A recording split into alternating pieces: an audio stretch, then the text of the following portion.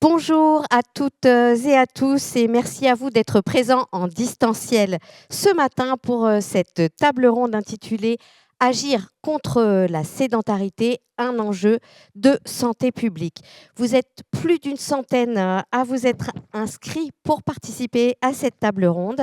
Je suis Valérie Ravinet, je suis journaliste et j'ai le plaisir d'animer notre rencontre ce matin qui sera disponible en replay sur la chaîne YouTube de la Mutualité française Occitanie.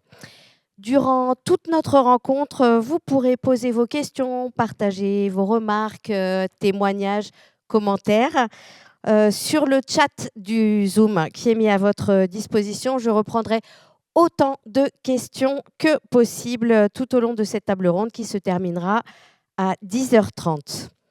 Comme l'a écrit le président de la Mutualité française, Éric Chenu, en ouverture du rapport de l'Observatoire Sport Santé réalisé par la Mutualité en juin dernier, en prévision des Jeux olympiques et paralympiques de Paris, la promotion de l'activité physique et sportive a été déclarée grande cause nationale 2024 et, je cite toujours, « S'il convient de saluer cet engagement, un long chemin reste à parcourir en termes de coordination et de transversalité pour intégrer le sport santé dans une approche globale de prévention. » On va examiner ce matin avec nos invités la situation régionale de la lutte contre la sédentarité et des actions mises en œuvre.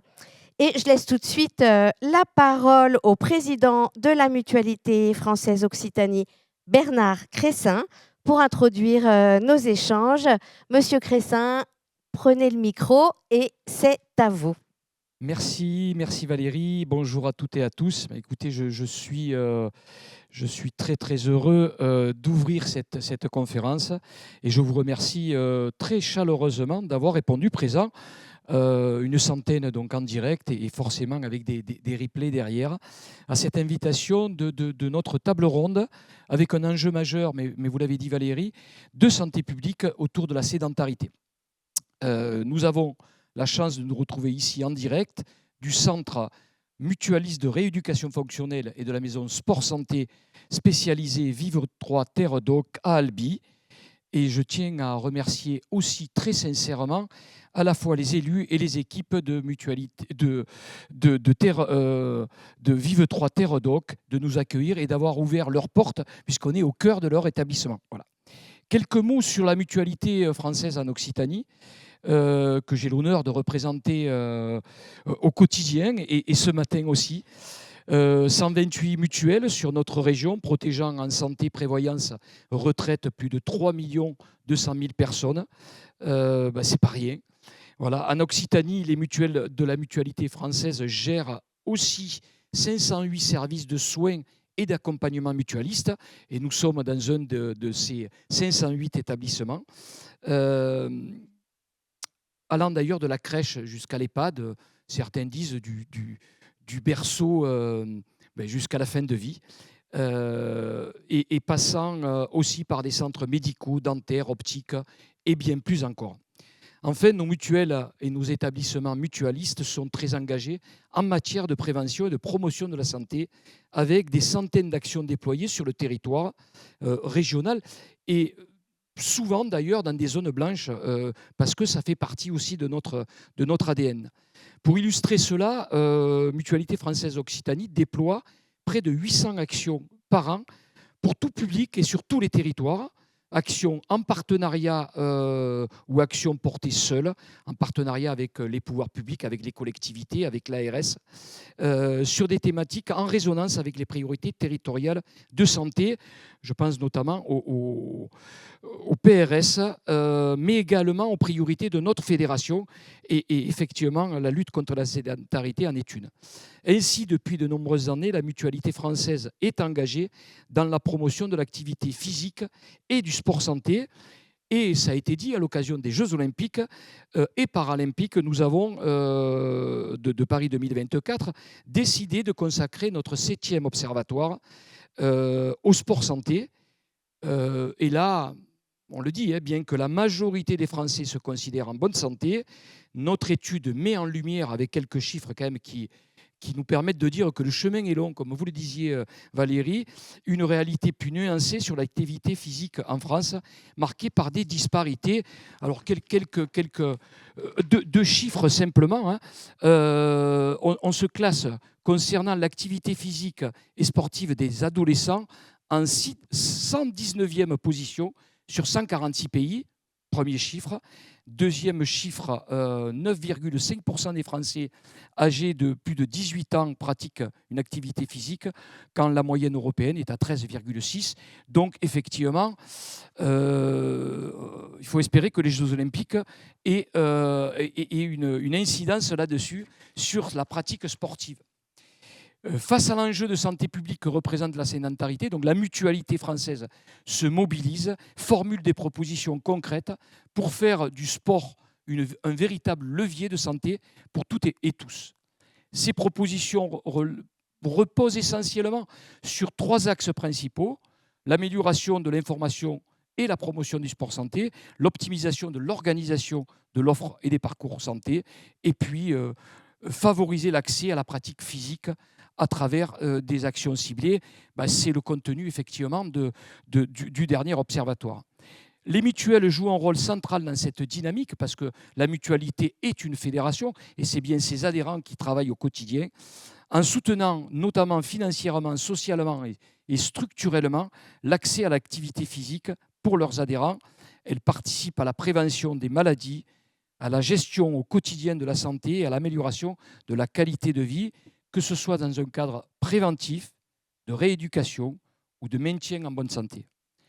Lors de cette table ronde, nous allons échanger, vous allez échanger sur des questions essentielles. Par exemple, comment améliorer l'organisation et l'offre des parcours de santé, comment rendre l'activité physique accessible à tous, avec les questions à la fois de structuration, mais également d'accessibilité aussi financière. Comment intégrer efficacement l'activité physique dans les politiques de santé publique. Aujourd'hui, il y a des intentions, comment elles se concrétisent. Avant de débuter, je tiens à vous remercier chaleureusement aussi toutes les nos trois intervenantes, donc Madame Nadège Saint-Martin, responsable du pôle prévention et promotion de la santé à la direction de la santé publique de l'ARS Occitanie, Madame Stéphanie Ruel, directrice du centre mutualiste de rééducation fonctionnelle et du centre de réadaptation personnes âgées de l'EHPAD Bel Air dans le Tarn, donc Vive 3 Terre-Doc. Et puis notre dernière intervenante, Caroline Soulery, coordinatrice de la maison Sport Santé spécialisée d'Albi, qui nous accueille et que je remercie également. Écoutez Valérie, je vous laisse poursuivre et animer cette table ronde. Merci infiniment Bernard Cressin de cette introduction. On va s'appuyer sur vos propos pour éclairer la thématique avec nos invités. Un plateau 100% féminin, c'est suffisamment rare pour le souligner. Donc, vous avez répondu présente, Nadège Saint-Martin, responsable du pôle prévention-promotion de la santé publique ARS Occitanie, comme l'a indiqué Monsieur Cressin. Stéphanie Ruel, directrice d'établissement de rééducation fonctionnelle et de réadaptation Vive 3 Terre-Doc. Et vous, Caroline Soulery, coordinatrice de la maison Sport Santé spécialisée Vive 3 ou Vive Forme Autonomie, où nous sommes donc ce matin. Merci donc à toutes les trois d'être avec nous pour éclairer cette thématique de santé publique. Quelle action contre la sédentarité, sédentarité qui, selon l'OMS, est associée à plusieurs maladies chroniques telles que les maladies cardiovasculaires, le syndrome métabolique, le diabète de type 2 et le cancer, pour n'en citer que quelques-unes, associées aussi à un risque de mortalité plus élevé, autant que la consommation de tabac, ai-je pu lire. Nous allons explorer ensemble des solutions concrètes de lutte contre ce mal du siècle et en particulier l'offre dans notre région. Je vous propose de démarrer nos échanges sur un chiffre qu'a cité d'ailleurs Bernard Cressin. Selon l'enquête européenne Eurostat reprise dans le rapport édité par la Mutualité cet été, la part des Français de 18 ans et plus pratiquant une activité physique conforme aux recommandations de l'Organisation mondiale de la santé est de 9,5%, alors que la moyenne nationale, on l'a dit aussi, de 13,6%. C'est déjà pas bien glorieux, mais on est encore en dessous. Alors, peut-être une première question sur c'est quoi finalement l'activité physique de référence de l'OMS, qu'on sache au moins qu'est-ce qu'il faut atteindre pour avoir une activité suffisante par semaine. Nadège Saint-Martin, je vous laisse le micro pour répondre à cette question. Merci, je vous remercie. Alors tout d'abord, rappeler effectivement une définition importante, que la sédentarité n'est pas l'inactivité physique. Rappeler effectivement que l'inactivité physique est un niveau d'activité physique hebdomadaire inférieur aux recommandations de l'OMS, puisque je rappelle que les recommandations sont de 60 minutes d'activité physique par jour. Et effectivement, aujourd'hui, ce niveau n'est pas atteint, notamment pour 4 enfants sur 5. Ça, ce sont des éléments aussi de l'Observatoire national de l'activité physique et sportive, l'ONAPS, avec une diminution au fil des années. Voilà, effectivement. Donc, et la sédentarité est le temps cumulé, éveillé, assis ou allongé dans sa journée. Donc, attention effectivement aux périodes assises très prolongées, car comme vous l'avez évoqué, la sédentarité tue également, et la position assise en particulier.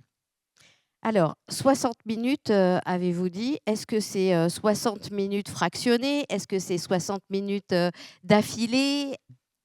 Alors, c'est 60 minutes. Alors, l'idée, effectivement, c'est de pouvoir en faire au moins 60 minutes par jour. Par contre, aujourd'hui, il y a quand même des recommandations aussi au niveau de l'intensité de cette activité physique. Parce que si vous faites effectivement 1 minute d'activité physique fractionnée sur 60 périodes, bon, c'est un petit peu... voilà. Donc, l'idée est vraiment d'avoir aussi une intensité dans cette activité physique qui permet aussi de véritablement lutter contre la sédentarité. Donc, ça, c'est les recommandations de l'OMS. Après, on le verra certainement au cours de cette table ronde. Ça dépend aussi des conditions de vie, des conditions physiques, bien entendu. C'est pas la même chose quand on a effectivement qu'on peut être en situation de handicap ou en fonction aussi de son âge. Donc ça, c'est vraiment des éléments à prendre en compte.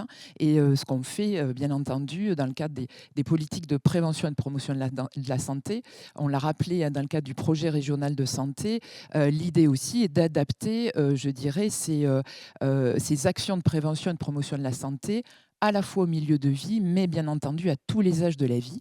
Donc ce sont bien sûr des recommandations, mais il faut qu'elles soient adaptées en fonction des publics qu'on vise et en fonction de leur milieu de vie. Caroline Souléry, la spécialiste sportive que vous êtes, nous recommanderait quoi? Nous donnerait quels conseils au public qui partage cette matinée avec nous? Le principal, c'est que l'activité, elle soit quand même régulière, elle soit quotidienne. Vaut mieux faire un petit peu tous les jours que faire une fois, enfin beaucoup en une seule fois. Et en tout cas, c'est peu importe l'activité physique. En fait, il y a plusieurs types d'activités physiques. Il y a les déplacements actifs, marcher, faire du vélo, monter les escaliers au lieu de prendre l'ascenseur, etc. Ça peut être les activités de la vie quotidienne, faire le ménage, le bricolage. Voilà. Certaines activités professionnelles pour des personnes qui ont des activités où on bouge quand même pas mal dans la journée. Et après, il y a l'exercice physique ou le sport, activité sportive. En fait, peu importe l'activité qu'on fait, en fait, il suffit de bouger et que l'intensité soit assez élevée pour être bénéfique pour la santé. Merci beaucoup pour ces précisions. Donc, bouger, c'est la recommandation que vous nous faites ce matin. Je reviens sur ce chiffre de 9,5% qui nous place au 119e rang, comme le disait Bernard Cressin, des 146 pays observés. Quel commentaire auriez-vous envie de faire sur ce chiffre, Nadège Saint-Martin? Alors c'est c'est un petit peu délicat de faire un commentaire sur un chiffre. Peut-être rappeler que, au niveau de l'Occitanie, on n'est pas si mal placé, hein, donc il y a un certain nombre de données qui montrent qu'on a quand même, enfin les Occitans et les Occitanes ont une activité physique. Alors je repréciserai pas, bien que si, finalement, selon Santé publique France, hein, les chiffres de 2021 montrent effectivement que, voilà, on se distingue quand même par des niveaux d'activité physique parmi les meilleurs de France, avec toutefois quand même une différence entre l'activité physique des hommes et l'activité physique des femmes. Alors on est des représentantes féminines, hein, autour de cette table ronde, et on défend bien entendu la promotion de l'activité physique, mais il faut savoir que les niveaux d'activité physique sont atteints davantage par les hommes avec 77,2%, alors que les femmes sont à 64%, atteignant donc les recommandations nationales, donc des chiffres, même s'ils sont significativement supérieurs à la moyenne nationale, ne doivent pas fléchir. Et en particulier, il faut vraiment aussi travailler sur l'activité physique des femmes, qui est quand même essentielle. En parallèle, le rappeler aussi que la région enregistre des niveaux de sédentarité un peu plus faible que dans les autres territoires, par exemple avec une proportion de personnes passant plus de 7 heures par jour en position assise, qui est de 17,7% chez les hommes, et encore une fois, chez les femmes, un peu plus important, avec 2 points, à peu près 2 points de plus, puisque nous sommes à 19,5% chez les femmes. Bon, même s'ils sont, ces chiffres sont en dessous des maxima nationaux, qui sont quand même au niveau national, hein, de 31,5% et de 29,2%. On doit vraiment poursuivre notre effort. Vous l'avez rappelé effectivement en propos introductif, 2024 a été l'année des Jeux olympiques et des Jeux paralympiques. On a au niveau national, le sport santé était aussi grande cause nationale, mais il ne faut pas fléchir infléchir cette tendance, et que l'Occitanie garde effectivement ces bons niveaux par rapport au reste de la France. Après, il y a aussi les conditions certainement atmosphériques, hein, de cadre de vie, qui permettent aussi, on est quand même dans une belle région, et qui permettent aussi d'avoir aussi des possibilités de pouvoir avoir voilà, une activité physique, même de plein air, qui sont quand même essentielles. Alors, encourageons-nous en effet d'être sur une tendance positive, et puis continuons à la renforcer. Vous avez souligné l'écart de pratique entre hommes et femmes. Il y en a un autre que j'ai retenu, c'est celui entre des personnes ayant les revenus les plus élevés par rapport aux plus faibles. Là encore, un écart de 14 points entre ces deux points.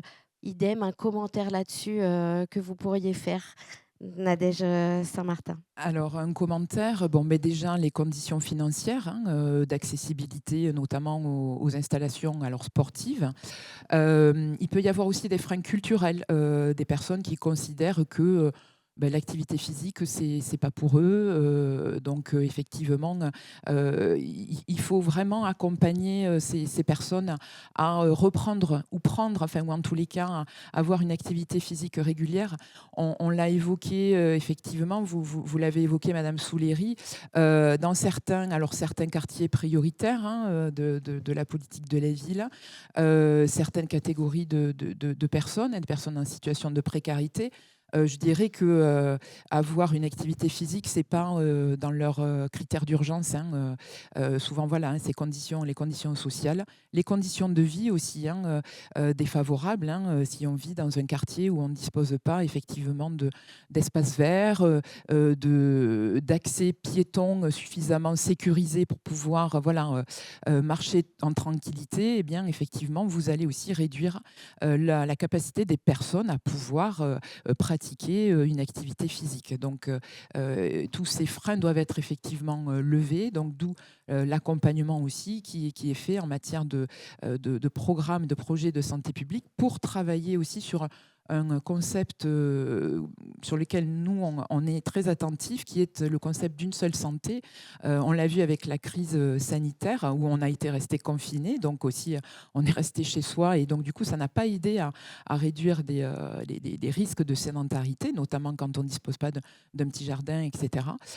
Donc tout ça pour rappeler effectivement qu'il y a dans la santé publique l'idée de travailler sur, alors en anglais c'est One Health, une seule santé, mais c'est comment on rejoint les questions de santé humaine et également de santé environnementale. Je ne parlerai pas de santé animale, mais voilà, donc avoir cette idée en tête que les changements de comportement, ils sont aussi possibles si effectivement il y a une adaptation de l'urbanisme ou des conditions de vie favorables à la santé des personnes. Vous ne pouvez pas demander à une personne de changer ses comportements si vous ne l'accompagnez pas dans effectivement cette approche plus globale de l'environnement favorable à la santé. Merci. Je vous propose de prendre le micro, Stéphanie Ruel, peut-être pour réagir aux propos de Nadège Saint-Martin et aussi de commenter ces chiffres qui nous placent finalement, alors peut-être mieux que d'autres régions, mais ce n'est pas encore bien glorieux, comme je le disais, en termes d'activité sportive. Tout à fait. Je voudrais rebondir sur ce que vous avez dit sur les conditions de vie. Nous, on est spécialisé dans la prise en charge des personnes en situation de handicap. Et c'est vrai que si on ne permet pas aux personnes, je dirais, vulnérables ou en situation de handicap, de pouvoir avoir accès à des dispositifs adaptés, c'est évident qu'ils ne peuvent pas faire de l'activité physique. Et c'est là où nous, nos établissements, on a décidé de se mobiliser chaque jour au cœur des territoires, voilà, pour prendre soin de chacun, comme notre raison d'être nous le dit. Voilà, on s'est dit, on va créer une maison sport santé spécialisée pour les personnes en situation de handicap, pour permettre aux personnes de pratiquer une activité physique régulière, adaptée à leurs capacités, pour effectivement leur permettre de changer le comportement et donc de faire de la prévention, puisqu'on sait que faire une activité physique prévient les maladies, ou en tout cas les récidives dans leur cas.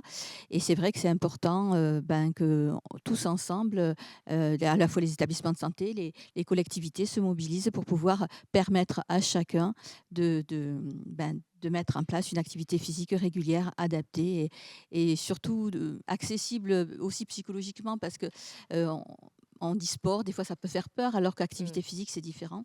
Donc là on tient à préciser que c'est de l'activité physique adaptée. Voilà. Alors, on va revenir sur ces maisons sport santé qui ne sont peut-être pas familières à tout notre public ce matin. La délégation régionale académique à la jeunesse, à l'engagement et au sport, la DRAGES, et l'ARS pilotent par territoire le sport santé, dont font partie ces maisons sport santé. Alors, peut-être de manière un peu plus approfondie, Stéphanie Ruel, c'est quoi une maison sport santé pour vous ?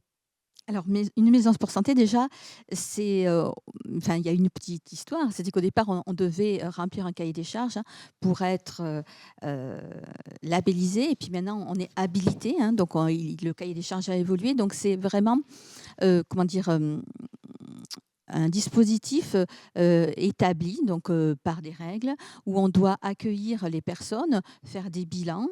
Donc ça, c'est notre coordinatrice qui s'en charge, et proposer l'activité physique la plus adaptée à la personne que nous recevons. Et donc ça, c'est très important. Il y en a plusieurs dans le territoire. Nous, on est spécialisés, mais il y en a d'autres sur le territoire qui accueillent plus le grand public. Mais voilà, ça permet vraiment à chacun de pouvoir être conseillé, guidé dans sa reprise d'activité physique. Voilà, donc ça, c'est très important, même pour les enfants. Il y a des maisons sport santé qui accueillent les enfants. Donc je pense que c'est vraiment un dispositif qu'il faut démocratiser, qu'il faut faire connaître auprès du grand public pour pouvoir que chacun puisse aller vers ces maisons sport santé. Alors, je vous propose de faire un petit panorama large sur la région et puis ensuite d'approfondir sur l'offre que vous proposez. Nadège Saint-Martin, combien de maisons sport santé labellisées, habilitées en Occitanie, et comment vous vous appuyez sur ces structures pour vos actions de promotion de l'activité physique, du sport en faveur de la santé ? Alors effectivement, aujourd'hui, nous avons donc 59 maisons sport santé habilitées en région Occitanie, donc réparties sur les 13 départements de la région. Juste rappeler aussi le cadre de la mise en place de ces maisons sport santé, puisque elles s'inscrivent dans la stratégie nationale sport santé 2019-2024, et elles répondaient aussi à un engagement de créer de déployer en fait ces maisons sport santé. Donc, l'objectif, hein, on l'a rappelé, est vraiment d'accompagner des publics éloignés de la pratique physique, donc des personnes présentant des maladies chroniques, des personnes âgées, mais également proposer un encadrement personnalisé avec les professionnels de santé. Donc ces maisons sport santé, aujourd'hui, s'inscrivent réellement sur un territoire.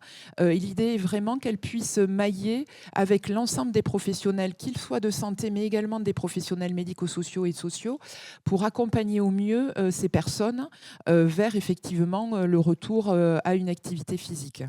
Vous l'avez évoqué, hein, c'est un partenariat que nous avons avec la Drages, bien entendu, hein, avec la direction régionale jeunesse et sport notamment.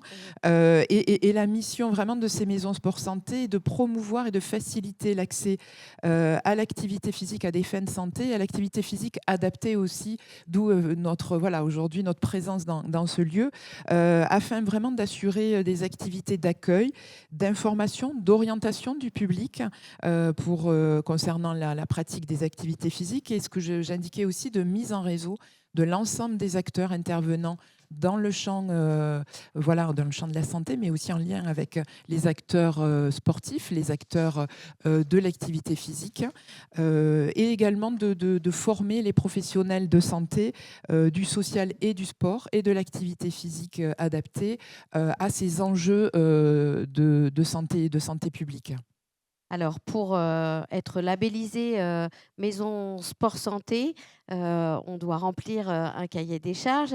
Est-ce que, est-ce que le nombre de maisons sport santé aujourd'hui sur le territoire d'Occitanie est complètement défini, ou est-ce qu'on aura d'autres maisons sport santé? Alors, le nombre n'est pas complètement défini, hein. L'idée, c'est qu'on puisse aussi, nous, de notre côté, dans une stratégie, hein, je dirais, d'aménagement du territoire, et de pouvoir disposer sur l'ensemble des 13 départements de l'Occitanie de ces dispositifs. Donc, c'est pas figé, on ne va pas rester à 59. Elles vont aussi, ces maisons sport santé aujourd'hui habilitées vont aussi évoluer. Enfin, c'est quand même un démarrage assez récent, hein, finalement, en termes d'accompagnement, de structuration. Donc l'idée, c'est qu'effectivement, on puisse identifier, nous, éventuellement, peut-être des zones blanches, des endroits, hein, dans les 13 départements où on n'aurait pas encore de maison sport santé, donc de pouvoir aussi inciter effectivement les initiatives locales à pouvoir les mettre en place. Et puis, on est aussi en réflexion. Alors, on a un travail, bien sûr, de coordination régionale qu'on conduit avec les services de la Drages, hein, et aussi nos homologues en délégation départementale de jeunesse et sport, hein, mais également en lien avec nos délégations départementales de l'Agence régionale de santé, hein, qui sont aussi avec les acteurs locaux, hein, les professionnels de santé, les maisons sport santé en contact direct, de pouvoir les accompagner pour vraiment déployer et se faire connaître aussi, hein. Je voulais aussi juste rappeler que c'est quand même un mouvement assez récent, et l'idée aussi, c'est vraiment de se faire connaître et d'être identifié en particulier par les professionnels de santé qui peuvent orienter vers ces maisons sport santé des patients, des personnes. Donc j'avais évoqué, quand on avait un petit peu préparé cette table ronde, on a aujourd'hui un dispositif, hein, mis en place qui s'appelle Mon Bilan Prévention, et qui va permettre effectivement aux professionnels de santé habilités, en particulier les médecins, les infirmiers, les sages-femmes et les pharmaciens, de pouvoir identifier localement en fonction du bilan qui sera fait, et effectivement peut-être des inaptitudes qui seront repérées, de pouvoir aussi orienter les personnes ou les patients vers ces maisons sport santé. Donc il y a vraiment un travail d'interconnaissance à développer et à asseoir. Alors, entrons dans cette maison sport santé spécialisée où nous sommes aujourd'hui, que vous coordonnez, Caroline Souléry. Que propose-t-elle? Alors, Parlez bien près du micro. oui, aussi. pardon. Donc, déjà, on accueille les patients qui souhaitent faire une activité physique ou se remettre à une activité physique, et notamment les personnes qui en sont éloignées en raison de leurs problèmes de santé. Donc, on les accueille, on les sensibilise sur les bienfaits de l'activité physique, et on va effectuer des bilans motivationnels et des bilans des capacités physiques pour voir avec eux quel est le programme personnalisé qui pourrait leur correspondre le mieux. Donc, on a plusieurs options. Soit on va les intégrer dans des programmes de santé qu'on propose au sein de notre maison Sport Santé, ou alors on va les orienter vers des structures Sport Santé du territoire. On s'inscrit à un programme proposé, alors que vous définissez une fois que vous recevez les personnes, mais que vous proposez sur prescription médicale. Voilà. On ne Ouais. vient pas comme ça utiliser les dispositifs et se faire accompagner par vos personnels. Est-ce que c'est ça le fameux sport sur ordonnance ? Oui. Donc, les personnes qu'on accueille, forcément, viennent sur prescription médicale, donc qui est remplie par le médecin généraliste ou le médecin spécialiste avec les contre-indications éventuelles. Donc, c'est le sport sur ordonnance, effectivement, où normalement le médecin doit noter une posologie comme on le ferait pour un médicament, en fait, avec une durée, voilà, le nombre de comprimés. Ben là, il devrait mettre aussi l'intensité, la fréquence de l'activité physique. Comment Voilà. ça se passe ici quand vous accueillez quelqu'un ? Combien de séances, combien de temps reste-t-il ? Qu'est-ce que vous proposez comme activité ? Alors, on propose des programmes tremplins, comme on appelle. C'est des programmes sur 3 mois à raison de 12 séances. À l'issue donc, de ces 12 séances, les gens sont orientés, en théorie, vers une structure du territoire pour qu'il y ait une activité qui soit pérenne, hein, qui dure dans le temps.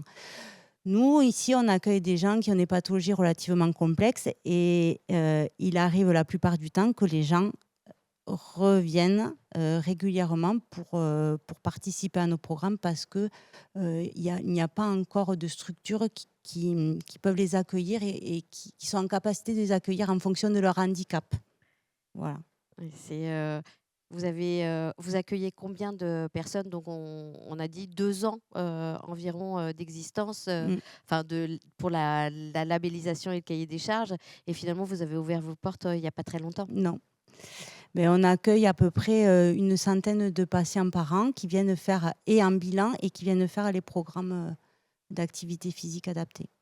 Et ensuite, donc, vous dites, vous les orientez vers d'autres acteurs du Oui. territoire pour continuer à pratiquer une activité physique. Est-ce que ce sont des associations ? Quel type d'acteurs ? Donc, il y a différents acteurs. Donc, on peut les orienter vers d'autres maisons sport santé du territoire. On a un réseau des maisons sport santé du Tarn. Donc, on travaille en collaboration tous ensemble. Et on peut aussi les orienter vers les clubs, vers les associations. Ça peut être ils peuvent aussi continuer une activité en autonomie, hein. Voilà, c'est assez varié.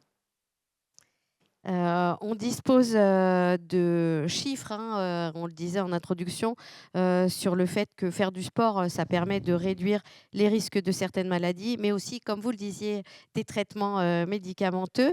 Nadège Saint-Martin, comment est-ce qu'on fait pour inciter davantage les professionnels de santé à prescrire l'activité physique plutôt que des traitements basés sur des médicaments ? Alors, comment on fait? D'abord, on les informe, hein, effectivement, de ce que je disais, hein, de la présence de ces maisons sport santé.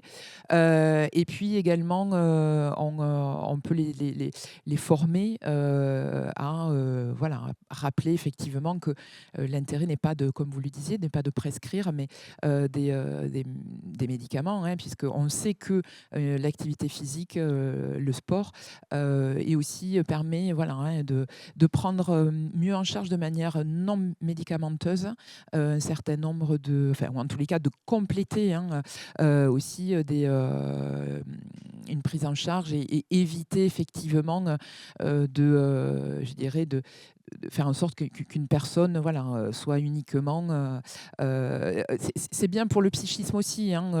Il faut rappeler que, on l'a évoqué aussi, il y a la question du handicap physique, où on doit accompagner effectivement les personnes à retrouver une certaine mobilité, une psychomotricité, etc., etc. Mais il faut rappeler aussi que des personnes qui peuvent présenter des troubles psychiques aujourd'hui, l'activité physique permet aussi de pouvoir sortir de certaines problématiques et que souvent ces personnes sont souvent très sédentaires avec aussi des comorbidités associées et puis également avec des consommations, je dirais, alors de substances psychoactives comme les médicaments, mais d'autres substances comme le tabac, par exemple. Donc, l'idée, en tous les cas, rappeler effectivement que une activité physique adaptée, bien entendu, à ces conditions physiques est quand même fondamentale et permet aussi, est un vrai outil de prévention primaire, puisqu'on le rappelle, notamment pour accompagner les enfants et les adolescents, puisqu'il y a souvent une rupture entre l'élémentaire. Je dirais que quand on est en classe élémentaire et ensuite quand on passe au collège sur l'activité physique, on voit une chute assez considérable vers l'âge de 11 ans, en particulier chez les filles, encore une fois, mais que l'activité physique permet aussi de prévenir des risques de récidive de maladies. Et également, c'est aussi un outil très intéressant quand on est atteint, par exemple, quand on a un cancer, tout type de cancer ou tout type de maladie. Le diabète, par exemple, si vous pratiquez effectivement, si vous marchez tous les jours régulièrement, vous allez diminuer votre taux de diabète. Donc de toute façon, c'est bénéfique à tous les niveaux. Après, on ne va pas vous demander de devenir un Léon Marchand ou un Antoine Dupont, bien entendu, mais c'est vraiment de rappeler aussi que, comme on l'a dit, une pratique fréquente, une pratique régulière, avec un certain niveau d'intensité, permet vraiment de retrouver une forme et de prévenir aussi des risques de rechute pour certaines pathologies ou maladies. Merci. Alors, il y a un certain nombre de questions qui sont arrivées en vous écoutant. Je vais vous les proposer et évidemment, Bernard Cressin le soulignait aussi dans son introduction, des questions financières liées aux dépenses en termes de santé. Alors, comment ça fonctionne, Stéphanie Ruel? Quelle est la prise en charge des patients qui sont orientés vers chez vous? Et ensuite, lorsqu'ils sortiront, est-ce qu'on continue à prendre en charge une partie de leurs frais liés aux activités physiques qu'ils vont poursuivre? Alors, donc, déjà, les personnes qui viennent à notre maison Sport Santé, ça peut être des anciens patients du centre, puisque bien évidemment, nous accueillons beaucoup de personnes en situation de handicap, mais pas du tout obligées. Enfin, il y a aussi des personnes vraiment qui n'ont jamais intégré notre centre et qui, pour autant, viennent à notre maison Sport Santé, puisqu'elle est ouverte à tous, à toutes les personnes du territoire qui, je dirais, sont dans une situation un peu de vulnérabilité. Est-ce qu'il y a du coup un reste à charge pour ces personnes qui... Alors, qui l'ARS, heureusement, donc, nous soutient, soutient les maisons Sport Santé qui sont habilitées en termes de coordination. Mais pour autant, les séances que nous pouvons proposer, comme d'autres maisons Sport Santé, ne sont pas financées. Voilà, donc effectivement, il y a un reste à charge. Bien sûr, Vive Trois Terres Doc aussi contribue, mais pour autant, il reste un reste à charge. Donc, les personnes doivent financer une partie de leurs séances. Donc, effectivement, ça peut être un frein pour certaines personnes, puisque nous accueillons des personnes en situation de handicap qui ont souvent aussi des difficultés financières. Donc, effectivement, ça peut être un frein et c'est vraiment dommage. Et bon, il y avait eu cette idée, mais qui n'a pas finalement abouti. Mais l'idée d'aider les personnes en ALD financièrement, ce serait une très bonne idée pour permettre à tous de pouvoir intégrer une activité physique. Après, il faut quand même souligner l'action des mutuelles, puisque nous avons des bénéficiaires qui ont les séances qui sont financées par les mutuelles. Donc, c'est vraiment très important que tous les acteurs se mobilisent. Voilà, en tout cas, pour les personnes vraiment en situation de handicap, parce que c'est vraiment important. On le voit avec, certes, on a une petite maison sport santé qui accueillons un peu plus d'une centaine de personnes par an, mais on peut souligner que déjà 85% ressentent un mieux-être physique et psychique à la fin du programme, donc c'est quand même important. Et 96% des personnes accueillies sont très satisfaites du dispositif. Pourquoi ? Parce qu'ils apprécient l'accompagnement, les professionnels à l'écoute, la convivialité, c'est important, le lien social quand on est en situation de handicap, les séances adaptées qui sont adaptées à leurs besoins. Et c'est ça qui est important parce que faire du sport, comme on l'a dit, ça peut stresser, mais par contre, faire une activité physique où on prend du plaisir, c'est ça le plus important. Alors, juste pour ne pas générer de frustration du public qui nous écoute, est-ce que vous pouvez donner un ordre d'idée du reste à charge pour le bénéficiaire pour une séance? Ça se calcule comme ça ou pas? Non, c'est sûr. Caroline, si vous pouvez répondre. Alors, nous, pour l'instant, sur notre maison sport santé, Encore une fois, bien près du voilà, micro. Voilà. sur notre maison sport santé, ce qui n'est pas forcément le cas sur les autres maisons sport santé, puisqu'on C'est est clair. toutes des structures différentes. Mm. Mais sur des programmes de 3 mois, on part sur 10 € la séance, avec un bilan à 20 €. Donc, sur un programme tremplin, les gens vont payer 140 €. Donc, ça, c'est ceux qui doivent payer. Et après, les mutuelles peuvent prendre une partie ou la totalité. Voilà. Mais certains, voilà, c'est là toute la problématique De la prise en charge globale. Voilà, c'est Ça, ça. C'est Combien ça. de temps pour une séance? Est-ce que c'est un temps standard? Alors, pour l'instant, nous, on fait des séances d'1 heure. Et sur quel type? Alors, je vais le relier Ouais. à une question qui a été posée. Est-ce qu'il y a des personnes atteintes de maladies neurodégénératives qui sont orientées vers les maisons sport santé? Et si oui, avec quels bénéfices? Alors, alors oui, bien sûr, hein, ils sont orientés vers les maisons sport santé. Et les bénéfices, c'est des bénéfices au niveau physique, au niveau de la force, au niveau de l'équilibre, au niveau de la souplesse, etc. Et des bénéfices aussi au niveau cognitif, voilà, au niveau du bien-être. Enfin, voilà, il y a que des bénéfices. La plupart, là, ce qu'a dit Madame Ruel, eh ben, c'est pour tous les patients, toutes les personnes, tous les bénéficiaires. Pathologies confondues, en fait. Alors, question aussi plus large. Quelles pathologies sont les plus représentatives des personnes prises en charge dans la maison sport santé? Est-ce que ce sont plutôt des pathologies somatiques ou psychiques? Et là, on fait le lien entre santé mentale et santé physique. Alors encore une fois, tout dépend des maisons sport santé parce que les maisons sport santé peuvent accueillir simplement des personnes qui sont sédentaires mais qui n'ont pas de pathologie développée ou avérée dans un premier temps. Donc là, on est dans la prévention primaire. Et puis après, on peut, en fonction de chaque maison sport santé, accueillir des personnes avec des pathologies différentes. Nous, dans notre maison sport santé, on a surtout des personnes qui ont des pathologies de l'appareil locomoteur, lombalgie, troubles musculo-squelettiques, les obésités, diabète, maladies métaboliques. Et après, les personnes qui sont à handicap moteur. Tout ce qui est handicap psychique, nous, on n'accueille pas parce voilà. Mais c'est largement possible.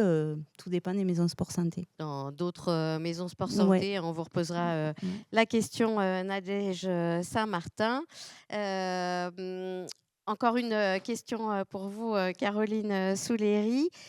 Faut-il obligatoirement une ordonnance pour avoir accès au bilan que vous proposez? C'est mieux. Parce que de toute façon, il y a quand même un bilan des capacités physiques et que moi, je ne suis pas médecin. Donc, je ne peux pas faire un diagnostic médical. Donc, nous, au sein de notre maison sport santé, on demande obligatoirement une prescription médicale avant le bilan. Donc après, de toute façon, avant le bilan, il y a une information qui est faite par téléphone la plupart du temps où on informe du déroulé et de tout ce qu'il faut pour pouvoir intégrer la maison sport santé. C'est ce qu'on disait en début de rencontre, un rôle d'information aussi voilà, de la part des maisons sport voilà.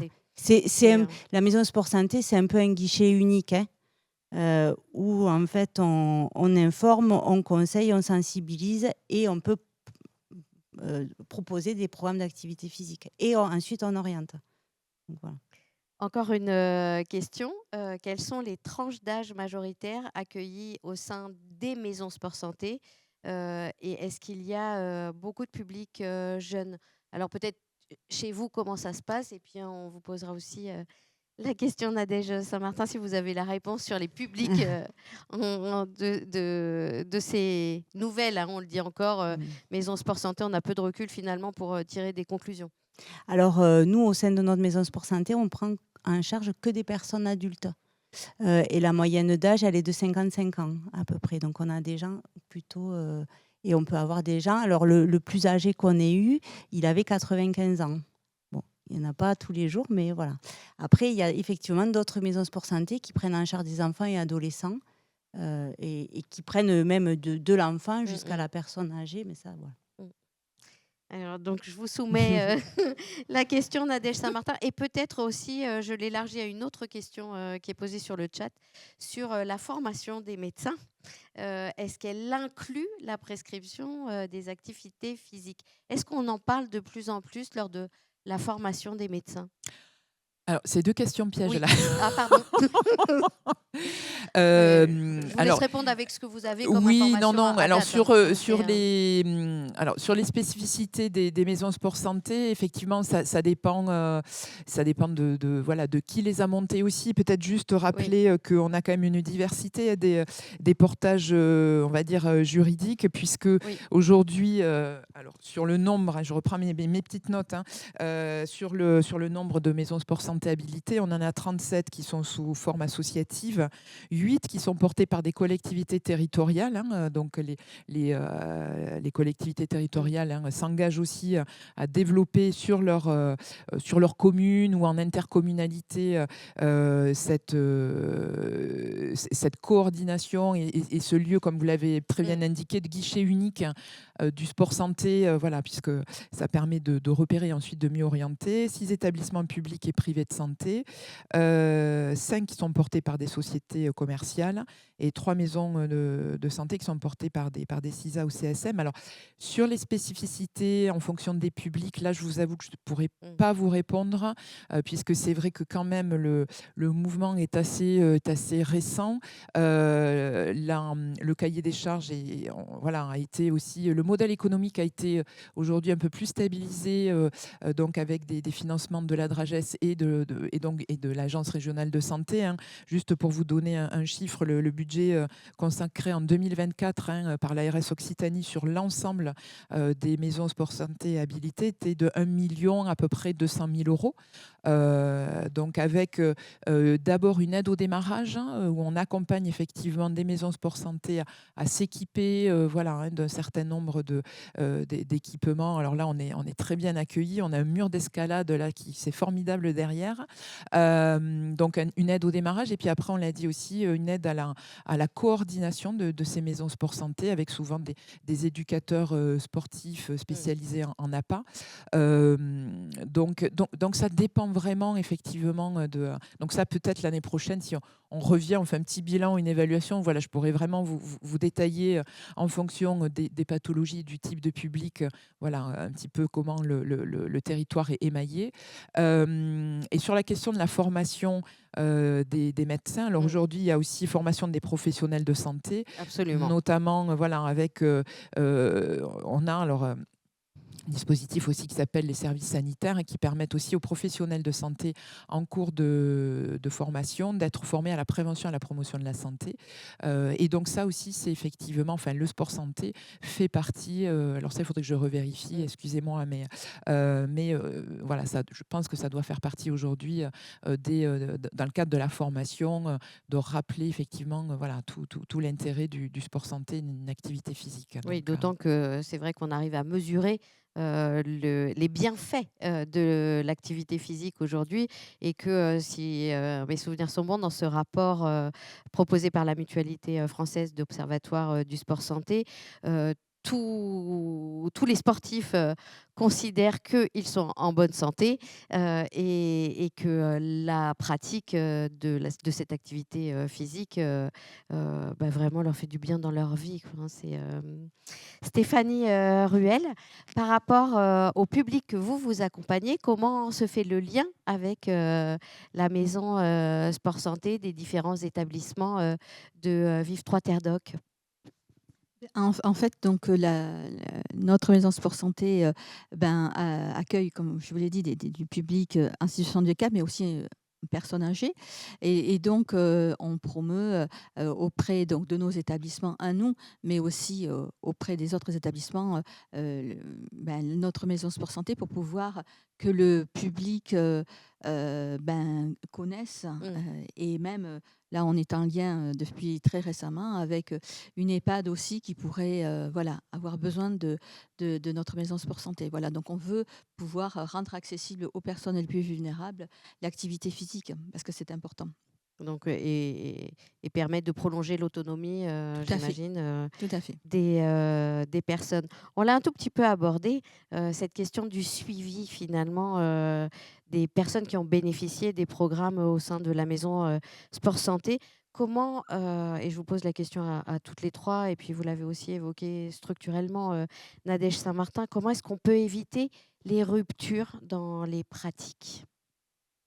Déjà, il faut souligner que Caroline Soulery, notre coordinatrice, fait un bilan d'entrée et de fin. Et ce bilan est aussi envoyé aux médecins généralistes. Donc ça, c'est très important d'avoir le lien avec les médecins des personnes, puisque ça peut permettre aussi d'avoir ce suivi-là pour qu'après, il y ait que le médecin puisse aussi à nouveau solliciter la personne si s'il cesse l'activité physique. Et c'est vrai qu'il y a une vraie émulation entre les personnes aussi. Donc simplement d'être dans un lieu avec des personnes qui connaissent, il y a toute cette émulation et c'est noté dans les retours de l'enquête de satisfaction. C'est-à-dire qu'après, ils ont envie de revenir. Et en tout cas, ils ont envie de continuer une activité physique. Donc ils ont confiance et donc quand on les réoriente, en général, quand même, ils continuent. Oui, Caroline, un on complément? fait un bilan à entrée, un bilan à l'issue des 3 mois et on refait un bilan à 6 mois, alors qui peut être un bilan en physique ou par téléphone, ne serait-ce que prendre des nouvelles pour voir où ils en sont. Il y a le lien qui est fait avec le médecin ou les maisons de santé, les infirmières azalées. En fait, il y a quand même, on gravite tous autour de la personne pour essayer que l'activité physique qui a été entamée perdure. Voilà. Donc, en fait, on crée le lien comme ça. Et puis après, se crée, comme Mme Rel l'a dit, le lien entre les personnes qui participent à cette maison Sport Santé, parce qu'ils créent des groupes d'activité physique. Donc après, une fois que c'est lancé et qu'on est là pendant à peu près une année, après, généralement, ça perdure. Et donc, on le voit donc derrière vous, un mur d'escalade. Qu'est-ce qu'il y a d'autre comme discipline? Alors là, le mur d'escalade qui est très particulier, mais après, on utilise, donc là, on est dans le gymnase, on fait de l'activité physique adaptée, donc on utilise des moyens, des gros ballons, on fait du renforcement musculaire, du yoga, du pilates, etc. On a des appareils de musculation qui sont tous adaptés pour des personnes en fauteuil roulant. Et ensuite, on a une piscine à l'intérieur du centre, qui est accessible notamment aux personnes qui ne peuvent pas rentrer dans un bassin avec leurs jambes, quoi, tout simplement. Merci. Alors, je reprends les questions qui nous arrivent du public. Une question pour vous, Nadège Saint-Martin. Et sans doute plus largement que sur l'ARS, pourquoi l'assurance maladie ne prend pas en charge une partie de ses coûts alors que les bénéfices sont reconnus? Est-ce que finalement la tendance irait, Alors la tendance irait à une prise en charge, mais Mmh. là c'est un petit peu Mmh. délicat de répondre pour l'assurance maladie. En tous les cas, nous, en tant qu'agence régionale de santé, je le dis, hein, on Mmh. accompagne effectivement le déploiement de ces maisons sport santé, voilà, avec un budget dans le cadre d'un fonds d'intervention régional pour faciliter justement, hein, la mise en réseau. Après, ce qu'il faut rappeler, c'est que c'est aussi la maison sport santé est un premier pas, est un premier step, sans jeu de mots, Oui. mais pour retrouver une activité physique. Et comme l'a indiqué justement Madame Soulieri, les groupes qui se constituent au sein de ces maisons sport santé permettent aussi de créer de la solidarité entre les personnes. Et en promotion de la santé, c'est très important, hein, de travailler aussi sur ce qu'on appelle le pair à pair, Mmh. c'est-à-dire que comment effectivement on va s'entraîner mutuellement face à voilà, une situation, ou peut-être voilà, surmonter certains handicaps, entre guillemets, pour retrouver effectivement une activité physique dont le groupe fait sens aussi, hein. Alors je sais que je ne réponds pas à la question, je vous prie de m'en excuser, mais je dirais que c'est... Enfin, il faut qu'on y travaille aussi, hein, effectivement, là-dessus, hein, sur la question. C'est sûr qu'une fois que les personnes ne sont plus accompagnées, Mmh. on peut à nouveau créer une rupture. Et voilà, vous allez faire 1 an, vous êtes accompagné par une maison sport santé. Et puis au bout d'1 an, bon, voilà, s'il y a plus personne, ben pour certaines personnes, c'est encore difficile de continuer un petit peu ce chemin et ce parcours finalement. Donc là aussi, c'est voilà, en termes de modèle économique, il faut qu'on le travaille aussi. Voilà, il faut qu'on voit avec l'assurance maladie, effectivement, pour comment mieux effectivement accompagner ces personnes à vraiment à rester dans une pratique physique régulière et au long cours. Et avec l'ensemble des professionnels qui accompagnent ces parcours. Un autre chiffre intéressant que j'ai noté dans ce rapport, c'est celui du fait que 67% des adhérents aux mutuelles sont favorables à des remboursements sport santé. On imagine que toutes n'ont pas besoin d'une prescription d'activité physique pour en faire. C'est donc vraiment un bénéfice sociétal. Vous l'avez un petit peu abordé aussi, Nadège Saint-Martin, la question des âges et de l'activité physique. Une question précise, le sport à l'école est-il un acteur important du sport santé? Alors, ben, ça tombe bien. Je m'étais préparée là pour le coup. Alors, on l'a dit effectivement, comment lutter contre la sédentarité, ça commence dès le plus jeune âge. Mmh. Donc aujourd'hui, on a, je dirais deux. Alors, on a en région un projet de grande envergure, hein, qui s'appelle Occitanie pour une jeunesse en mouvement et en forme. Donc, il se déploie sur l'ensemble de la région auprès des jeunes, qu'ils soient en école primaire jusqu'au lycée. Donc là, aujourd'hui, on a lancé, excusez-moi, hein, pour le jargon un petit peu institutionnel, on a lancé un appel à manifestation d'intérêt en 2024 qui a permis de retenir un groupement de fédérations, notamment d'éducation populaire, que sont la Ligue de l'enseignement Occitanie-Pyrénées-Méditerranée, le comité régional UCEP Occitanie et le comité régional UFOLEP Occitanie-Pyrénées Méditerranée, avec notamment 2 grands programmes, qu'ils sont le Grand Défi Vive Bouger, qui est destiné aux enfants de 6 à 11 ans, qui est un programme qui est soutenu aujourd'hui par une étude scientifique, hein, qui vise notamment à augmenter le niveau global d'activité physique des publics cibles, donc des enfants âgés de 6 à 11 ans, afin d'atteindre les recommandations d'1 heure d'activité physique quotidienne. Ce programme Défi Vivre et Bouger est aujourd'hui développé sur 9 départements sur les 13 de la région Occitanie. Et quantitativement, ce sont 23 691 enfants qui ont été bénéficiaires de ce programme, représentant 182 écoles, 989 enseignants Il faut rappeler aussi que le sport santé ou l'activité physique, on est quand même dans une approche holistique qui vise comment dirais-je, pas à enrôler, mais à agir sur l'ensemble de l'écosystème des personnes et notamment des enfants. Donc, l'engagement aussi des enseignants est très important et des enseignantes est très important effectivement dans le déploiement de ce type de programme. 128 communes étaient concernées. Alors, ce grand défi Vivez Bouger permet de donner des cubes énergie et un chiffre assez symbolique, 2 344 288 cubes énergie ont été cumulés lors de ce grand défi Vivez Bouger en 2024. Un deuxième programme qui s'appelle ICAPS, alors cet acronyme veut dire Intervention auprès des collégiens centrée sur l'activité physique et la sédentarité, vise les élèves, enfin les jeunes âgés de 12 à 18 ans, donc collège et lycée. Et ce programme a été promu par Santé publique France et validé par l'OMS. Et une fois de plus, il vise à accroître la pratique de l'activité physique et à réduire la sédentarité des collégiens et des lycéens, puisque en début de cette table ronde, je voulais juste rappeler qu'on a 4 enfants sur 5 qui n'atteignent pas les recommandations des 60 minutes d'activité physique. Alors, quand on a, les chiffres sont tout petits, mais quand on a entre 6 et 10 ans, on est à peu près à entre 56 et 70%. Donc, quand on est petit, on bouge beaucoup. Par contre, quand on grandit, là, les chiffres tombent pour les 15-17 ans entre 16% et 40%. Donc, on voit qu'il y a vraiment une dégringolade, il y a une vraie rupture quand on passe de l'âge primaire, on va dire, à l'activité physique au sein des établissements secondaires.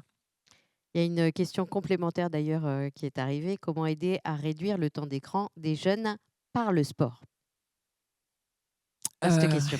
Alors, le temps d'écran. Alors, le temps d'écran, c'est pas que pour les jeunes d'ailleurs, hein, je tiens à le rappeler. Voilà. Il y a des études aussi aujourd'hui qui montrent que voilà, le temps d'écran est aussi très important quand on est beaucoup moins jeune. Donc, c'est vrai que comment réduire ce temps d'écran ça passe par l'information, par l'accompagnement aussi, et puis peut-être instaurer des règles, hein, mais applicables à. On est toujours dans une approche, moi j'aime bien parler d'approche systémique parce que il faut pas focaliser que sur les enfants et chez les jeunes. Ils ont aussi en miroir les adultes, leurs parents, voilà, les pères aussi. Donc si effectivement on n'est pas nous-mêmes dans cette dynamique, ça va être difficile de leur dire bon maintenant tu lâches ton smartphone, tu lâches alors peut-être moins les tablettes aujourd'hui, hein, mais bon tu lâches ta console et voilà, on va marcher. Voilà. Donc c'est important effectivement que l'ensemble des que l'ensemble de l'environnement familial puisse aussi adopter ces comportements. Donc oui, il faut réduire, bien sûr, on le sait, hein, les jeunes passent beaucoup de temps, mais c'est comment aussi, voilà, on les accompagne finalement comme dans une maison sport santé, hein. On a besoin aussi de référents, d'un cadre où là, on sait qu'à tel moment, dans tel moment de la journée, il va être consacré un temps d'activité physique. Donc voilà, c'est important de le rappeler aussi. Alors, je prends une autre question. J'en prends la moitié pour l'instant et je reviendrai sur le début en suivant. Et vous avez parlé de maillage territorial, Stéphanie Ruel et Caroline Souléry. La question est, qu'en est-il dans les milieux ruraux? Pourquoi n'y a-t-il pas beaucoup plus de centres habilités? C'est vrai que quand on est en ville, on ne pratique pas de la même manière qu'en milieu rural. Et finalement, la question large, c'est aussi comment rendre l'offre sport santé visible et lisible sur tout le territoire d'Occitanie, auprès de l'ensemble des professionnels de santé et des habitants. Stéphanie Ruel, est-ce que vous prenez le micro sur Oui, cette c'est une question pas facile. facile. Parce qu'effectivement, il y a plusieurs types d'accessibilité et le déplacement en est une, hein, parce que si les personnes n'arrivent pas à se déplacer jusqu'à la maison sport santé, ça devient compliqué. C'est vrai que Nous avons des personnes qui ont renoncé puisque on est à Albi et si la personne est trop loin, elles ne peuvent pas venir. Et c'est vrai qu'il y a une réflexion, enfin on l'a, hein, et si on peut le mettre en œuvre, ce serait bien, de pouvoir aller se déplacer vers d'autres structures ou alors en tout cas d'autres points d'accueil. Ça fait partie de nos missions de la Maison Sport Santé et voilà, c'est en réflexion de se dire comment aussi aller vers. Mais c'est pas évident parce que pour accueillir les personnes en situation de handicap, il faut aussi du matériel, des locaux adaptés et voilà, c'est pas partout qu'il y en a. Et dans votre mission de coordination, Caroline Souléry, comment est-ce que vous incluez finalement les territoires plus ruraux, même à proximité d'Albi? Alors, pour l'orientation, en fait, moi, je m'appuie sur une autre maison sport santé du Tarn, en fait, qui est une maison sport santé départementale et qui, elle, a une vision sur le département pour orienter les personnes qui sont dans des zones plus rurales où il n'y a pas forcément d'offres. Après, là, de plus en plus sur les maisons sport santé, pas nous ici, mais il y a des maisons sport santé itinérantes, c'est-à-dire qu'ils se déplacent avec des camions. Ça se fait quand même de plus en plus. Et en termes de lisibilité sur l'Occitanie, alors il y a quand même, donc c'est une plateforme, une cartographie des offres sport santé. Alors sur les maisons sport santé, mais sur toutes les offres sport santé, c'est un site internet, donc ça s'appelle occitanisportsanté.fr, où là quand même tout est répertorié et donc les professionnels et les particuliers peuvent aller voir et en fait on coche en fonction de ce qu'on souhaite, où on est, etc. Et ça donne quand même des informations, quoi. Alors ça suffit pas, mais c'est quand même déjà pas mal parce qu'il y a pas mal de choses qui est répertorié. Un complément là-dessus, Nadège Saint-Martin? Non, je vois que finalement, très bien, mais non, mais ça prouve effectivement voilà, que c'est une ressource, cette ressource numérique, hein, comme vous l'avez dit, la plateforme Occitanie Sport Santé. Alors un complément, moi je rappellerai aussi qu'effectivement l'aménagement du territoire est fondamental, hein, dans l'accès physique et l'offre locale. Rappeler que voilà, l'aménagement permet un vrai levier pour, voilà, avec des infrastructures de proximité. Rappelez quand même que les parcs, hein, font partie aussi des outils de développement de l'activité physique, hein. Enfin, en tous les cas, voilà. Bon, les pistes cyclables, là, de plus en plus, on le voit. Alors, en milieu rural, c'est plus compliqué, hein, ça c'est certain. Favoriser la pratique du vélo en milieu rural, c'est un petit peu plus compliqué. Et bon, et en milieu urbain, ça peut aussi devenir un peu plus compliqué. Voilà, les questions de comportement. Donc il y a ça aussi à mettre en perspective. L'urbanisme, donc avec des espaces dédiés, voilà, à la pratique notamment dans les projets immobiliers. Après, ce qui est aussi intéressant, alors ça s'adresse plutôt aux écoles, mais on a aujourd'hui un mouvement qui s'appelle les cours Oasis, où souvent dans les écoles, vous aviez c'était très minéral. Aujourd'hui, de plus en plus, hein, les collectivités, en particulier les communes, reviennent effectivement dans, je dirais, ces cours de récréation, où de plus en plus on remet un petit peu du vivant pour permettre aussi, voilà, de redonner, de recréer du lien entre les enfants et la nature et de recréer aussi une activité physique. Ça a aussi plein de bienfaits pour la psychomotricité, etc. Mais aussi, ces cours Oasis peuvent être, alors c'est à Paris, mais bon, on peut rêver aussi en Occitanie, peuvent être ouvertes quand les écoles sont fermées pour permettre aussi un accès à un petit espace vert au pied de son immeuble. Bon, voilà, donc ça, c'est peut-être une utopie. Mais, et puis après, aujourd'hui, il y a aussi tout ce qui est les gymnases à ciel ouvert, hein, voilà, les city-stades, etc. Alors, il y a aussi la question il faut le redire, hein, de la pratique un petit peu. Alors, je ne vais pas parler de genre, mais entre les garçons et les filles. Donc, ces city-stades aussi, rappelez qu'ils sont aussi ouverts aux jeunes filles. Donc, ça, c'est important parce que souvent, malheureusement, on associe sport égale homme. Bon, voilà. Donc, mais il y a aussi ça à mettre en perspective. Et puis après, voilà, des projets d'air sportive accessibles 24 heures sur 24 sur les zones rurales. Donc voilà. Et puis, vous l'avez dit, voilà, les espaces numériques, hein, notamment avec cette plateforme Occitanie Sport Santé. Alors, vous avez dit tout à l'heure, comme un clin d'œil, que les temps d'écran ne concernaient pas que les jeunes. Il y a une question un peu plus large sur le télétravail. Le télétravail est-il néfaste à l'activité physique? Ben, je ne vais pas vous dire non, hein. Le télétravail, oui, en tous les cas, tout dépend dans quelles conditions, hein, mais c'est vrai que ça n'aide pas, hein, à se dire bon, ben voilà, je marque une rupture dans ma journée pour aller, pour sortir, pour bouger davantage. Donc c'est vrai que rester presque 8 heures de sa journée face à un écran assis. Donc aujourd'hui, de plus en plus aussi en entreprise, on essaie de développer, enfin en tous les cas, tout ce qui est finalement santé et qualité de vie au travail. Donc il y a une prise de conscience aussi avec des défis qui peuvent être lancés. Je vous en citais un, hein, qui a été fait au niveau de l'Agence régionale de santé, hein. On a la chance d'avoir un dispositif qui s'appelle Planète Santé, et donc du coup qui voilà, lors de alors je ne me rappelle plus à quelle période on a fait, mais bon, on a engagé l'ensemble des agents de l'ARS à bouger entre midi et 2 heures avec des temps effectivement d'activité physique. Alors en visio, on était devant son écran, mais on était quand même debout, on bougeait dans son bureau. Donc voilà, avec des défis, avec des équipes. Voilà, donc il y a plein de choses à travailler, à inventer au sein même du milieu de l'entreprise.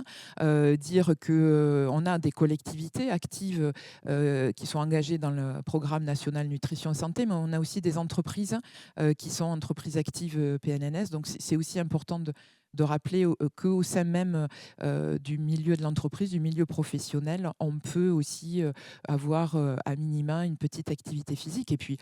Et puis voilà. PNNS pour Prévention nationale sport santé. Alors, programme national nutrition santé.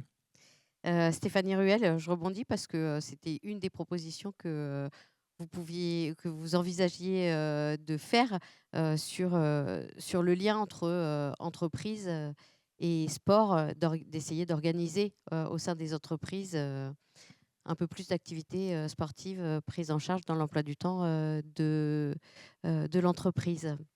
Oui, bah, c'est vrai que quand on voit les chiffres, on se dit que les personnes travaillent quand même enfin, tous les jours, Mm.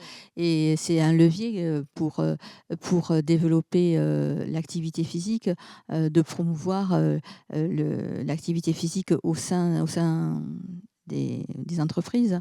Et c'est vrai que je pense que ça serait important que les collectivités et le gouvernement soutiennent ces actions-là, puisque ça permettra en fait à tous de pouvoir, enfin en tout cas à un grand nombre, d'accéder à une activité physique, et aussi à une émulation, hein, entre collègues, de pouvoir faire une activité physique.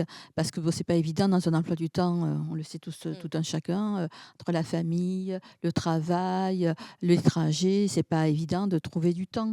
Donc effectivement, le faire en entreprise, je pense que ça pourrait être une solution pour pouvoir toucher un maximum de public. Merci. Alors, il y a plein de thématiques vraiment intéressantes qui sont abordées par le public. L'une d'entre elles, c'est le lien entre santé mentale et santé physique. On l'a un petit peu abordé. On sait qu'il est fort. On sait qu'il y a de nombreuses recherches qui ont montré que la pratique sportive contribue à limiter stress et anxiété. Comment est-ce qu'on sensibilise à ces données pour inviter à la pratique sportive? Est-ce qu'il y a des programmes, notamment de prévention santé, sur cette question? Et plus précisément, la question est en psychiatrie, le sport est-il utilisé comme indication thérapeutique? Alors le sport, l'activité physique du moins, oui, oui, oui, ça peut effectivement être indiqué, voilà, pour accompagner les personnes présentant des troubles psychiques. Ça fait partie. Alors on a des structures Actifipsy par exemple, hein, qu'on accompagne, hein, donc qui promeuvent auprès des personnes présentant des troubles psychiques de l'activité physique, donc qui est une association également, et qui travaille avec voilà, des établissements psychiatriques, hein, pour développer effectivement cette activité auprès de ces patients, auprès de ces personnes-là. Et plus largement, donc sur ce lien santé mentale, santé physique, est-ce que là encore, ce serait une tendance d'essayer de prescrire ou d'inciter à des activités physiques via les acteurs de la santé? Je vous répondrai oui. Alors, je vais laisser Madame Souleri ou Madame Ruel vous répondre. Les bénéfices, ils sont évidents, hein. Ça réduit les risques de dépression et d'anxiété. Et puis aussi, l'activité physique, ça améliore le sommeil, puisqu'on sait aussi que le temps, aujourd'hui, le temps de repos, le temps du sommeil est quand même se réduit de plus en plus, et ça réduit, et ça permet aussi une meilleure concentration, hein. Donc voilà, je sais pas. Stéphanie Ruel et Caroline Souleri, concrètement, finalement, qu'est-ce qu'on En voit fait, comme bénéfice? déjà, les collectivités locales se sont saisies du sujet, puisque nous, le contrat local de santé de la ville d'Albi promeut le bien-être et la santé mentale à tout âge de la vie. Et il y a aussi le côté prévention et activité physique qui sont inscrits dans les contrats locaux de santé. Donc oui, en tout cas, je pense que tout le monde en est conscient, que tout le monde œuvre dans ce sens. Après, c'est sûr que c'est un travail de longue haleine, ça ne va pas se faire rapidement, mais en tout cas, c'est inscrit, et je pense que dans les années à venir, ça va s'améliorer. Ouais, donc prise de conscience Collective. parfaitement établie et partagée, hein. Et donc sur les bénéfices de la pratique sportive, comment est-ce que vous, ou de l'activité plutôt, vous mesurez une diminution de l'anxiété, du stress des personnes que vous accompagnez? Alors, on ne le mesure pas vraiment parce que ça, c'est difficilement mesurable. Il faudrait leur faire passer des échelles et c'est pas nous à vocation au niveau de la maison sport santé. Par contre, c'est leur ressenti à eux. Ils se sentent, ils disent, hein, ils se sentent moins stressés, ils se sentent plus heureux. Pour la plupart, ça rompt quand même l'isolement social qu'ils avaient. Donc, et puis ils se sentent mieux physiquement, donc forcément ils se sentent mieux moralement. Il y a pas de, voilà, il y a pas de, c'est complètement subjectif. C'est eux qui nous font remonter leur mieux-être. Gardez le micro, il y a une question sur l'intensité de la pratique sportive, et notamment, ou d'activité physique d'ailleurs, plus généralement. Si le temps de pratique, vous l'avez souligné, on a un standard de temps de pratique d'activité physique est bien compris. Quid de la notion d'intensité, intense à modérée? Ouais. Qu'est-ce qu'on indique? Alors, donc, il faut que l'activité soit régulière, à intensité modérée et ou élevée. L'intensité, elle va dépendre bien évidemment de chaque personne, de l'âge, est-ce qu'ils ont des pathologies, etc., etc. Mais pour se situer, quand l'intensité est modérée, c'est que quand même, on commence à être essoufflé. Voilà, on peut parler, mais on commence à être essoufflé.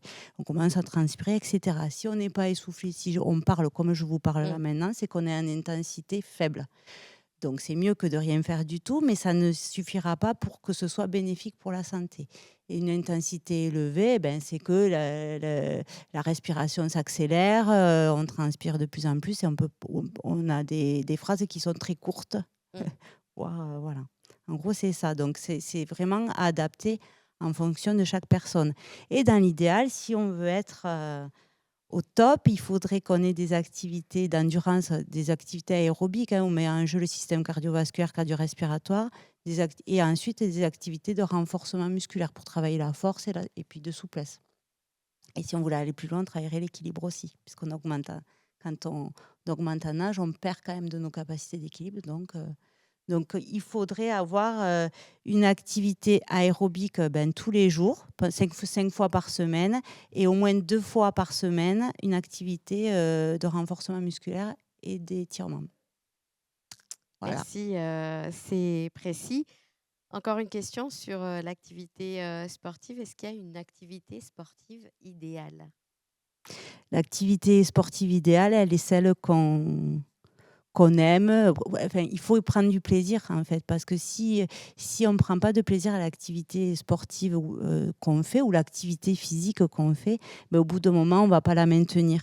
Et le but du jeu, c'est quand même de maintenir une activité physique tout au long de la vie pour avoir une meilleure qualité de vie possible et être autonome le plus longtemps possible. Donc, il n'y a pas d'activité physique idéale. En fait, c'est celle qu'on se choisit, en fait, et qu'on se choisit et qu'on maintient dans le temps.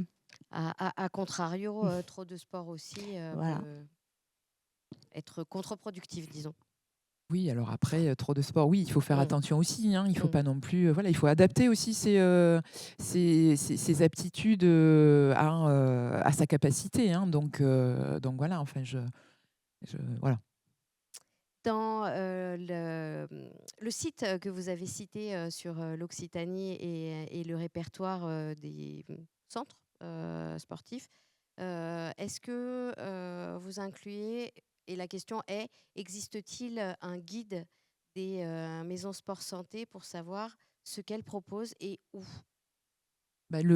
Cette plateforme, hein, C'est cette répertorie et tout plateforme. à fait, tout à fait. Alors elle, au niveau territorial et puis après, vous allez cliquer sur, voilà, telle maison de santé et vous allez, sport santé pardon, et vous allez, identifier effectivement quelle est plutôt sa spécificité, comment, voilà, elle développe, ses activités. Donc là vraiment cette plateforme, est vraiment, je pense suffisamment exhaustive aujourd'hui avec,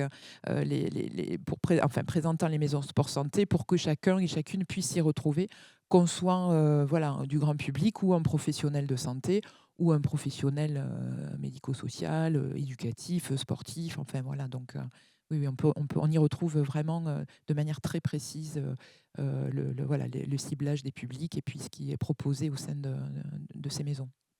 Et donc, la demi-question que je ne vous ai pas soumise tout à l'heure, elle porte sur la stratégie nationale sport santé.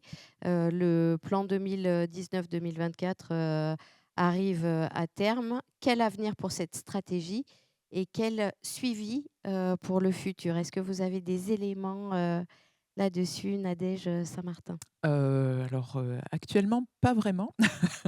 Si ce n'est de vous dire, beh, bien entendu, Mm. hein, alors déjà, nous, on l'a inscrit dans le cadre du projet régional de santé, hein, 2023-2028 comme un des objectifs de lutter contre la sédentarité et bien entendu en inscrivant l'ensemble des mesures qu'on vient Mm. d'énoncer, que ce soit Mm. les maisons sport santé, mais également les programmes qui sont mis en œuvre. Alors, je ne les ai pas tous cités parce qu'on a aussi une feuille de route là qui est en cours d'élaboration, sport santé et établissements sociaux et médico-sociaux recevant des personnes en situation de handicap et personnes âgées. Donc là, c'est pareil aussi, hein. On a aujourd'hui une instruction qui nous demande de référencer, d'avoir des référents activités physiques adaptées au sein de ces établissements pour que aussi ces établissements s'en saisissent parce que voilà, on vient de le dire pendant à peu près 1 heure et demie, tous les Mm. bénéfices de l'activité physique. Donc, il y a ce plan-là aussi, hein, auprès des établissements sociaux et médico-sociaux. Et puis après, voilà, c'est aussi tout l'accompagnement qu'on peut avoir des collectivités territoriales, hein.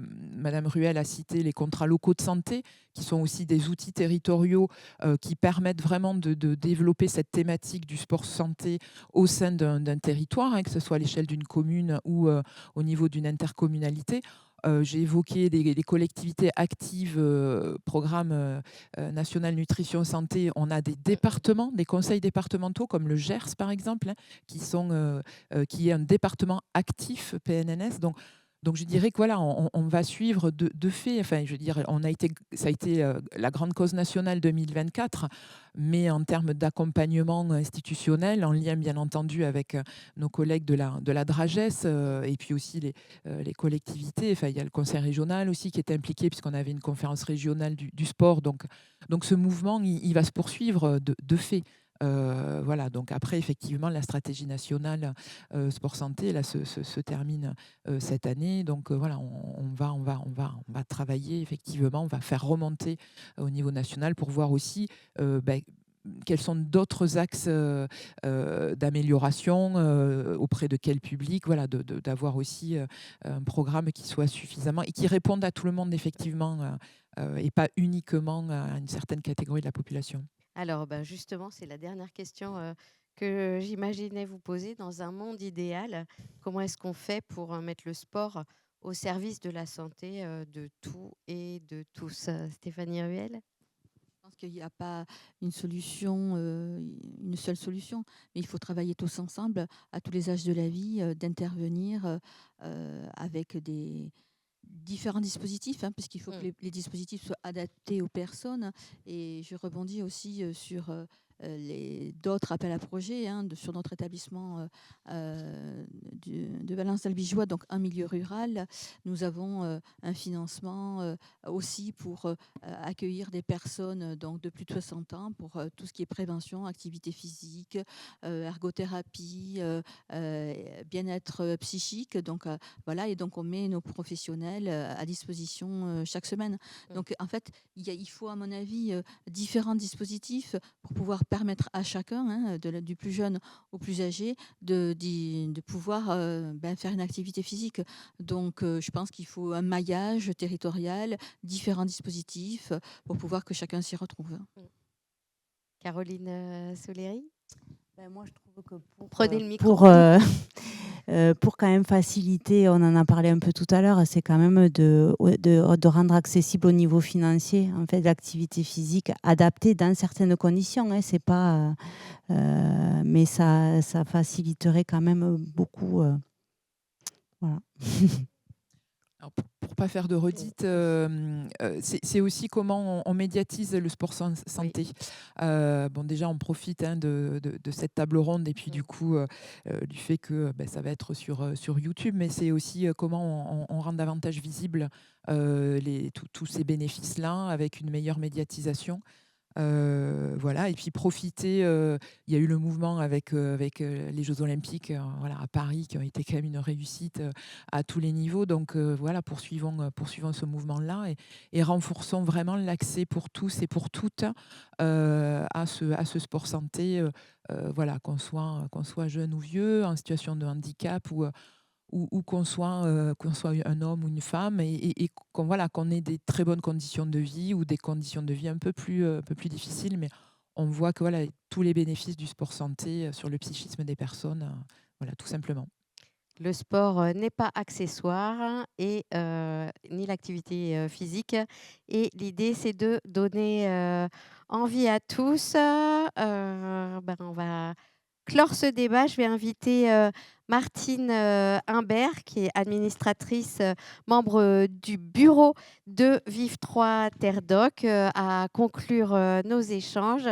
Madame, prenez le micro. Que souhaitez-vous partager avec les participants à l'issue de cette table ronde? Alors, merci. Merci déjà pour cette belle table ronde au nom de Vive 3 Terre Doc. Nous avons accueilli et c'est avec plaisir. On a eu l'ADN donc, de Vive 3 et de servir la santé et le bien-être des personnes. Ça passe automatiquement par la prévention, la sensibilisation des publics, notamment sur le sujet de la sédentarité. Nous avons à cœur, à travers nos activités dans nos établissements donc, de rééducation, mais également dans nos crèches Vive Enfance, dans Vive Domicile et ainsi que dans nos EHPAD, de mettre en place des actions en faveur de l'activité physique. Nous avons eu la chance d'écouter donc des témoignages précieux et de partager des idées et solutions concrètes face à ce défi grandissant du sport santé. Cette table ronde, à travers la diversité des perspectives abordées, nous rappelle combien il est essentiel d'agir ensemble sur le terrain à tout âge pour prévenir les risques liés à la sédentarité et promouvoir un mode de vie plus actif et plus sain. La collaboration entre tous les acteurs, qu'ils soient institutionnels, médicaux ou associatifs, est indispensable pour relever ce défi. Donc, je vous remercie encore une nouvelle fois pour vos interventions riches et constructives. Et je vous invite à poursuivre ce travail collectif dans l'esprit de solidarité et d'innovation pour bâtir une société plus en mouvement, plus en santé. Merci à toutes et à tous pour cette belle table ronde. Merci beaucoup Martine Imbert pour cette conclusion. Merci à vous pour cette table ronde feu nourri de questions de nos participants. Merci pour vos questions pertinentes. On en a abordé vraiment beaucoup, j'espère. À bientôt sur la place de la santé. Merci. Merci.